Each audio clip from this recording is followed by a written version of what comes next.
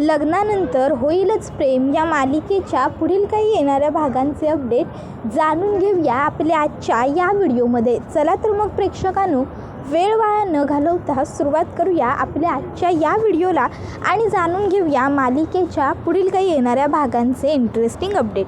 तर आता आपण इथे पाहतोय की पार्थ याच्यासाठी प्रेस कॉन्फरन्स असते. पार्थला मोठे मोठे पत्रकार भेटायला आलेले असतात आणि ते पार्थला विचारत असतात की सर, तुम्हाला एवढा मोठा अवॉर्ड मिळाला आहे, त्याबद्दल तुम्हाला काय वाटतं आहे? पार्थ म्हणतो, काय वाटतं आहे म्हणजे खरंच खूप आनंद होतो आहे, ग्रेट वाटतं आहे, भारी वाटतं आहे.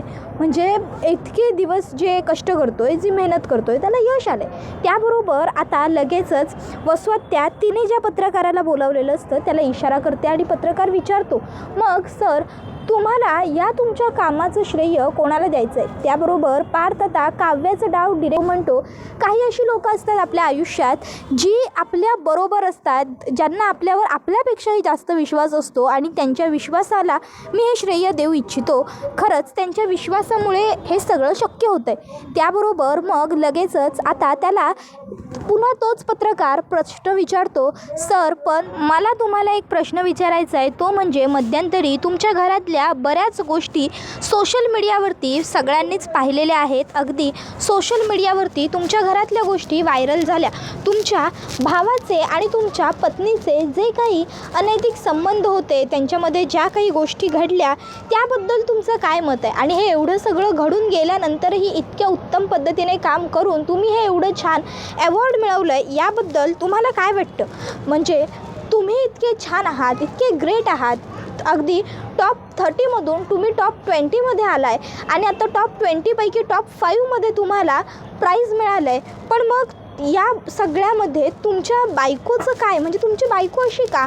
तुमची बायको इतकी जर तुम्ही असे आहात तर तशी का नाही आहे?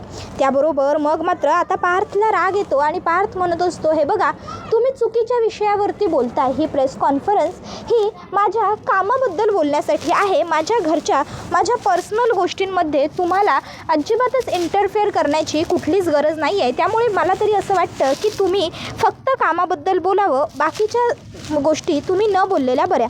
आता तिथे पुन्हा रम्यासुद्धा पत्रकारांना इशारा करते की तुम्ही बोलत राहा. मग पत्रकार पार्थला अजून उलटे सुलटे प्रश्न विचारायला लागतात आणि पार्थचा पारा आता चढतो. पार्थ भडकतो. इतक्यात आता तो म्हणतो, मी तुमच्या कुठल्याही प्रश्नांना उत्तर द्यायला बांधील नाही आहे. त्याबरोबर लगेचच पत्रकार म्हणू लागतात की असं कसं बोलताय तुम्ही सर?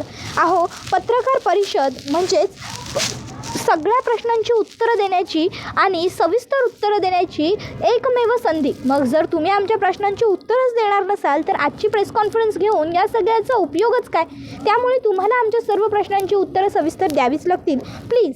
त्याबरोबर त्या ठिकाणी काव्या येते आणि काव्या म्हणते, नाही देणार पार्थ देशमुख तुमच्या कुठल्याही प्रश्नाची सविस्तर उत्तरं, कारण तुमच्या सगळ्या प्रश्नांची सविस्तर उत्तरं द्यायला मी आली आहे. मिसेस काव्या पार्थ देशमुख, तुम्हाला जे काही प्रश्न पडलेत ना, ते सगळे तुम्ही मला विचारा. मी तुमच्या प्रत्येक प्रश्नाचं उत्तर अगदी व्यवस्थित, सविस्तर आणि तुम्हाला हवं आहे तसं देईन. मग तर झालं. एवढं बोलल्याबरोबर आता सगळे पत्रकार काव्याकडे मागे वळतात. काही पत्रकार तर त्यांच्या कॅमेरामॅनला इशारा करतात की काव्या मॅडमना शूट करा. त्याबरोबर रम्या तिकडे येते आणि तुझं काय आहे इकडे? तू कशाला आली आहेस इथे? तुझं काय काम? असं काव्याला विचारते. काव्या म्हणते, माझं काय काम म्हणजे? त्याबरोबर आता काव्या ही म्हणत असते, रम्या मला तुझ्याबरोबर वाद नाही घालायचा, तू निघ इकडनं. त्याबरोबर रम्या म्हणत असते, हे बघ इकडे साडी नेसून आलं, बायको म्हणून मिरवलं असं नसतं. ही प्रेस कॉन्फरन्स आहे. आर्किटेक्टला सर्वोत्कृष्ट अवॉर्ड मिळाला आहे ना, म्हणून ते लोक त्याच्या कौतुकासाठी, त्याची इंटरव्ह्यू घेण्यासाठी आलेत. इथे तुला मिरवायची काहीही गरज नाही आहे, समजलं ना? इथे पार्थबरोबर जर कोणी बसणं गरजेचं असेल ना, तर ते मी आहे, कारण मी पार्थबरोबर एकत्र काम केलं आहे. तुला काहीही कळत नाही आर्किटेक्ट या क्षेत्रातलं. त्यामुळे तू आहे ना, पुढे करणं, मध्ये येणं बंद कर. त्यामुळे तू आता इकडनं काव्या चालती हो. त्याबरोबर पार्थ म्हणतो, रम्या काय बोलतेस तू? तुला कळतं आहे का? त्यावर रम्या म्हणते, बरोबर कळतं आहे मला, ही तिची जागा नाहीच आहे पार्थ. त्यावर पार्थ म्हणतो, हो एक्झॅक्टली, ती त्यांची जागा नाहीच आहे. मग पार्थ रम्याची खुर्ची त्याच्या बाजूला सरकून घेतो आणि म्हणतो, ही आहे त्यांची जागा. काव्या प्लीज त्याबरोबर काव्या लगेचच पार्थच्या शेजारी येऊन उभ्या राहतात आणि थँक्यू मिस्टर पार्थ देशमुख असं म्हणत लगेचच आता त्या रम्याला म्हणतात, रम्या समजली माझी जागा. आणि मग ती पत्रकारांना म्हणते, आता विचारा तुम्ही प्रश्न, मी देते तुमच्या प्रत्येक प्रश्नाचं उत्तर. मग पत्रकार रम्याला बघतात तर रम्या त्यांना खुणावते की प्रश्न विचारा, भांडावून सोडा हिला प्रश्न विचारून. मग पत्रकार काव्याला प्रश्न विचारतात, मॅडम तुमचे मिस्टर पार्थ देशमुख यांना एवढं मोठं अवॉर्ड मिळालं, खरोखर ही खूप चांगली आणि मोठी गोष्ट घडली.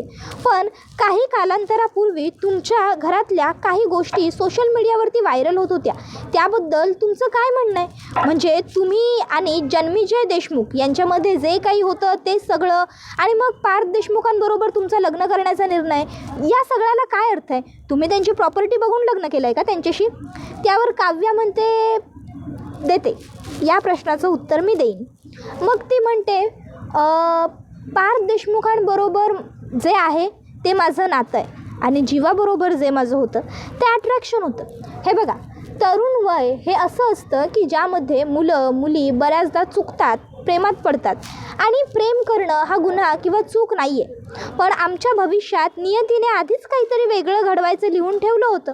त्यामुळे मी आणि जन्मेजय आम्ही दोघंजणं वेळेवर वेगळे झालो. आणि सगळ्यात महत्त्वाची गोष्ट, माझ्यामध्ये आणि जन्मेजयमध्ये कुठल्याही पद्धतीचं काहीही नातं तयार झालंच नव्हतं. आमच्यामध्ये फक्त चांगली मैत्री झाली होती. आम्ही मैत्रीच्या थोडंफार पलीकडे गेलो होतो आणि आम्ही त्यालाच प्रेम समजत होतो, पण ते प्रेम नव्हतंच, ते फक्त अट्रॅक्शन होतं. त्याबरोबर आता एक दुसरी मुलगी म्हणते, मॅडम पण जन्मेजय सरांबद्दल आता तुमच्या मनात काय भावना आहेत?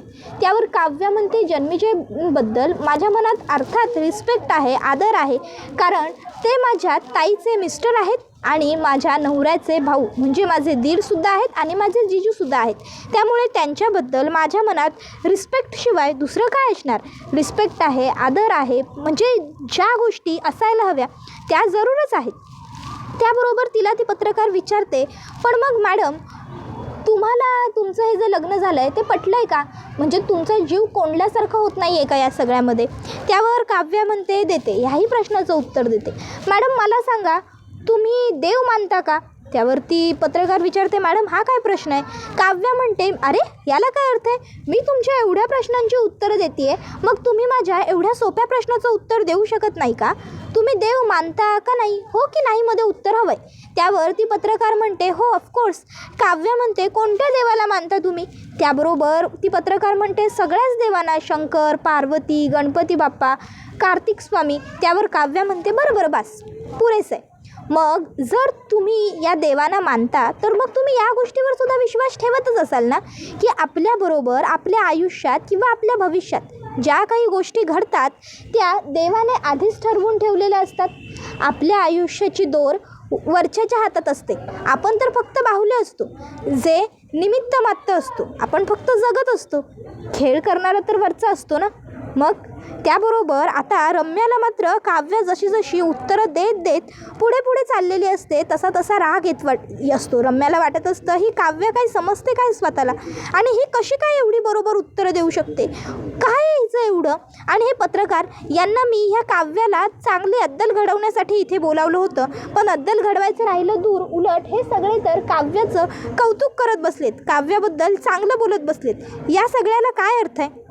नाही, काहीही झालं ना तरी या प्रेस कॉन्फरन्समध्ये या काव्याने बाजी मारलेली मला चालणार नाही. असं काहीतरी व्हायला पाहिजे ना की ज्यामुळे ही ऑफेंड व्हायला पाहिजे. मग रम्या आता मुद्दामून एका पत्रकाराच्या फोनवरती मेसेज करते आणि सांगते, काव्य ऑफेंड होईल असा काहीतरी प्रश्न विचार. मग तो पत्रकार प्रश्न विचारतो, मॅडम जर तुम्ही म्हणता की सगळं काही देवाच्या हातात आहे तर मग तुम्ही प्रेमच का केलं? तुम्ही जीवा सरांबरोबर अट्रॅक्टच का झालात? त्यावर काव्य म्हणत असते, कारण तेही देवाच्याच मनात होतं. आता समजा इथे तुम्ही बसलाय आणि बसल्या बसल्या तुम्हाला असा फोन आला की तुमची काहीतरी चांगल्या पोस्टवरती प्रमोशन झालं आहे, तर तुम्हाला काय वाटेल? तुम्ही काय म्हणाल पटकन? त्यावर तो म्हणतो, देवाची कृपा. त्यावर काव्या म्हणते, देवाची कृपा का म्हणाल? देवाची कृपा कारण ती चांगली गोष्ट घडली म्हणून, बरोबर ना? मग मी आणि जीवा म्हणजे जन्मेजय देशमुख जेव्हा मैत्री आमची वाढली, आम्ही मैत्रीच्या पलीकडे गेलो, तेव्हा आमच्यासाठी ती गोष्ट चांगली होती. म्हणजे ती गोष्ट आमच्यासाठी देवाच्या कृपेनेच घडलेली होती. आता कळलं ना? आणि राहिला प्रश्न माझा आणि पार्थ देशमुखांचा. तर आता आमचं लग्न झालं आहे आणि जीवाचं सुद्धा माझ्या ताईबरोबर लग्न झालं आहे. त्यामुळे आता आम्ही आमच्या फॅमिलींमध्ये आमच्या रिलेशन्समध्ये पुढे आलो आहे. कळतं आहे का? त्यामुळे पुन्हा घडून गेलेल्या त्याच गोष्टींवर तुम्ही कितीही चर्चा केलीत ना तरी काहीच फरक पडत नाही. त्याबरोबर आता सगळ्यांनाच काव्याचं म्हणणं पटतं. त्याबरोबर मग आता लगेचच पुढे काव्या ही ज्या पत्रकाराने तिला असा विचित्र प्रश्न विचारलेला असतो त्या पत्रकाराला बोलते आणि पत्रकार साहेब, मगाशी तुम्ही माझ्या नवऱ्याला म्हणालात की तुमच्या सगळ्या प्रश्नांची उत्तरं आम्ही दिली पाहिजेत, सर्व प्रश्नांची उत्तरं द्यायला आम्ही बांधील आहोत वगैरे. बरोबर आहे ना, आम्ही बांधील आहोत. तर दुसऱ्या बाजूला आता रम्या, हिला मात्र हे सगळं बघून खूपच राग येत असतो. रम्याला असं होत असतं की अरे हे पत्रकार ह्या काव्याचं बोलणं एवढं शांतपणे का ऐकत आहेत. रम्या ही रागाने वसवत्त्याकडे बघते पण वसवत्त्या तिला नजरेने शांत राहा असं खुणावते. त्याबरोबर इकडे आता पत्रकार हे काव्याला म्हणतात बोला मॅडम. त्यावर काव्य म्हणत असते तुम्हीच म्हणालात ना मगाशी माझ्या नवऱ्याला की सगळ्या प्रश्नांची उत्तरं द्यायला आम्ही बांधील आहोत म्हणून. ही पत्रकार परिषद आहे, आम्हाला आमच्या प्रश्नांची उत्तरं मिळायला हवी. हो अर्थात बरोबर आहे ना तुमचं, तुम्हाला तुमच्या प्रश्नांची उत्तरं मिळवण्याचा पूर्ण हक्क आहे, अधिकार आहे, पण तो योग्य पद्धतीने. पत्रकार आहात ना तुम्ही. पत्रकार हा लोकशाहीचा चौथा आधारस्तंभ मानला जातो आपल्या भारत देशात, कारण आपला भारत देश हा लोकशाहीचा देश आहे.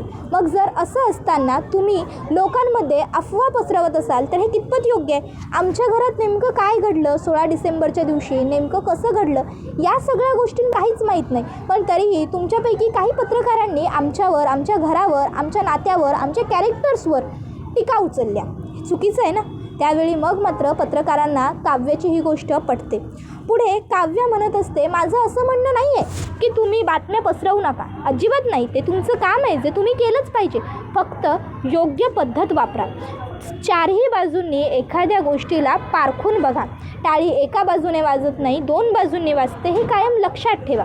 त्यानंतर मग आता पत्रकारांना सगळं काव्याचं म्हणणं पटत असतं. तर दुसऱ्या बाजूला आता इकडे जीवा जो असतो त्याला प्रॉन्स खाल्ल्यामुळे त्रास व्हायला लागलेला असतो. जीवाला आता म्हणजे त्याच्या अंगाला वगैरे खाज यायला लागते. जीवा अंगाला इतकं खाजवतो की त्याच्या अंगावरती रॅशेस व्हायला लागतात त्या खांजवण्याच्या. तर दुसऱ्या बाजूने आता थोड्या वेळाने त्याच्या अंगावरती लाल चट्टेसुद्धा उठायला लागतात त्या प्रॉन्समुळे. तर आता नंदिनीला गुड्डू कॉल करतो आणि ही गोष्ट सांगतो की जीवा भैयाने प्रॉन्स खाल्ले आहे आणि जीवा भैयाला त्रास होत आहे. आता नंदिनीला वाटतं की पुन्हा एकदा जीवा काहीतरी ड्रामा करतोय, सीन क्रिएट करतोय, खोटं बोलतोय. त्यामुळे आता नंदिनी म्हणत असते की गुड्डू हे बघ, तुला बाबांनी कामावर ठेवलंय जीवांना अडवण्यासाठी, जीवांची साथ देण्यासाठी नाही, समजलं ना. प्रत्येक वेळी तू कशी जीवांची बाजू घेतोस ते काही नाही, उगाच खोटं बोलू नकोस, समजलं ना. कट कर फोन. आणि मग ती फोन ठेवून देते. त्याबरोबर मग गुड्डूला आता कळत नसतं की काय करू. मग गुड्डू धावत पळत घरात येतो आणि घरात येऊन आता तो शारदाला सांगतो शारदा काकू अहो बाहेर जीवा भैयानी प्रॉन्स खाल्ले आहे आणि जीवा भैयांना त्रास होत आहे. त्याबरोबर शारदाला आठवतं की नंदिनीने सांगितलंय जीवाला प्रॉन्सची एलर्जी आहे. शारदा म्हणते काय जावई बापूंनी प्रॉन्स खाल्ले, अहो पण त्यांना तर एलर्जी आहे, काय होतंय काय जावई बापूंना. गुड्डू म्हणतो मला तर काहीच कळत नाही आहे, जीवा भैया एकदम उलटे पालटे होत आहे. त्याबरोबर शारदा म्हणते तू एक काम कर, तू जा जावई बापूंजवळ जा, मी आलेच लगेच. मग ती धनंजयकडे येते आणि धनंजयला ही गोष्ट सांगते. त्याबरोबर धनंजय म्हणू लागतो गप्पा बस, काही होत नसेल त्या जीवाला, उगाच खोटीनाटी नाटकं करतोय तो. हे बघ शारदा, तू उगाच काळजी करतेस ना म्हणून तो नाटकं करत असतो. त्यावर शारदा म्हणते अहो बास, कितीही तुमच्या मनातली घृणा, किती हा तुमच्या मनातला राग, तिरस्कार, चिडचिड, अहो एवढा त्रास होतोय आपल्या जावयाला आणि तुम्ही साधी त्यांची मदतही करायला पुढे जाणार नाही आहात का. मला तर ना बाबा आता तुमच्या बुद्धीची कीव येते. रस्त्यात अडणाऱ्या माणसाला सुद्धा मदत करणारी वृत्ती तुमची आणि स्वतःच्या सख्ख्या जावयाच्या बाबतीत हे असं एवढं विचित्र कसं वागू शकता तुम्ही. ते काही नाही, तुम्ही एकदा स्वतःच्या डोळ्याने कमीत कमी जीवांची अवस्था बघा तरी. जावई आहेत ते आपले, जर खरंच त्यांना काही त्रास होत असेल तर त्यावर मग मात्र आता धनंजयची शारदाने चांगली कान उघडणी केल्यानंतर धनंजय जाऊन बघतो तर काय, खरोखर जीवा लॉनमध्ये लोळतोय, जीवाला खरोखर खूप त्रास होतोय. मग आता धनंजय कुठलाही विचार न करता, मागे पुढे न बघता ताबडतोब धनंजय लगेचच ड्रायव्हरला सांगतो गाडी काढ, जीवाला घेतो आणि हॉस्पिटलला जाऊ लागतो. आणि मग तो आता गाडीमध्ये जीवाला म्हणत असतो की जीवा काळजी करू नको, काही होणार नाही, मी आहे ना, मी तुला काही होऊ देणार नाही, आपण लवकरच हॉस्पिटलमध्ये पोहोचू. शारदासुद्धा त्यांच्याबरोबर हॉस्पिटलला जात असते. शारदा धनंजयला बोलते मी एक काम करते, पटकन नंदिनीला कॉल करते आणि नंदिनीलाही सांगते. तसंही नंदिनीच्या आनंद निवासमधनं निघण्याची वेळ झालेलीच आहे. मग नंदिनी डिरेक्ट आपल्याला हॉस्पिटललाच येऊन भेटेल. जर ती घरी गेली आणि नंतरनं तिला कळलं तर तिला टेन्शन येईल. मग नंदिनीला शारदा कॉल करते आणि जीवाला प्रॉन्स खाल्ल्यामुळे एलर्जी झाली आणि आम्ही त्यांना सिटी हॉस्पिटलला घेऊन जातोय असं सांगते. त्याबरोबर हे ऐकून नंदिनीला खूप मोठा आश्चर्याचा धक्काच बसतो, कारण गुड्डूने तिला आधीच जीवा भैयांना त्रास होतो ही गोष्ट सांगण्यासाठी फोन केला होता. पण नंदिनीला त्यावेळी ते खोटं वाटलं होतं आणि म्हणून नंदिनीने फोन ठेवून दिला होता. या गोष्टीचा नंदिनीला पश्चाताप होतो. नंदिनी लगेच शारदाला सांगते आई काळजी करू नको, मी सुद्धा थोड्या वेळात हॉस्पिटलला पोहोचते, तुम्ही पोचा तिकडनं. लगेचच नंदिनी धावत पळत आनंद निवासच्या बाहेर पडते, रिक्षा पकडते आणि ती आता थेट जीवाकडे सिटी हॉस्पिटलला जायला निघालेली असते. रस्त्यात ती म्हणत असते मला कुठून दुर्बुद्धी सुचली आणि मी का ऐकलं नाही गुड्डूचं. तर दुसऱ्या बाजूला आता हॉस्पिटलला पोहोचल्यावर डॉक्टर जीवावरती योग्य ते उपचार करायला सुरुवात करतात आणि त्यानंतर आता डॉक्टर सांगू लागतात की जीवाची तब्येत ही ठीक आहे, तशी वेळ असतानाच तुम्ही त्यांना हॉस्पिटलमध्ये आणलंत म्हणून आता ते वाचलेले आहेत. पण जर आणखीन थोडा उशीर झाला असता तर नक्कीच काहीतरी अघटित अनर्थ घडला असता. काळजी करण्यासारखी आता कुठलीही गोष्ट नाही आहे. आता सध्या तरी ते स्टेबल आहेत. सध्या तरी काळजी करण्याची कोणतीही गरज किंवा कोणतंही कारण नाही आहे. त्यामुळे डोंट वरी, थोड्या दिवसात त्याच्या अंगावरच्या रॅशेस वगैरेसुद्धा जातील आणि थोड्या दिवसांनंतर त्याला आपोआप बरं वाटायलासुद्धा लागेल. पण व्यवस्थित काळजी घ्या आणि पथ्यपाणी पाळा. पुढच्या वेळी प्रॉन्स खाल्ले जाणार नाही याची काळजी घ्या प्लीज. त्याबरोबर नंदिनी डॉक्टरांना सांगते अर्थात डॉक्टर आम्ही नक्की या सर्व गोष्टींची काळजी घेऊ आणि तुम्ही सांगितलेली पथ्यसुद्धा अगदी व्यवस्थित पाळू. आणि मग नंदिनी ही जीवाला म्हणत असते Jiva I am really very sorry, मला खरंच माहीत नव्हतं की तुम्ही प्रॉन्स खाल्लेत आणि तुम्हाला त्रास होतो आहे, नाहीतर मी असं केलंच नसतं. पण मला एक गोष्ट कळत नाही आहे, तुम्हाला काय गरज होती प्रॉन्स खायची? तुम्हाला माहिती आहे ना प्रॉन्स खाल्ल्याने तुम्हाला त्रास होतो म्हणून. मग तरीही कोणी सांगितलं होतं तुम्हाला हा नसता आगाऊपणा करायला? कोणी सांगितले होते तुम्हाला प्रॉन्स खायला?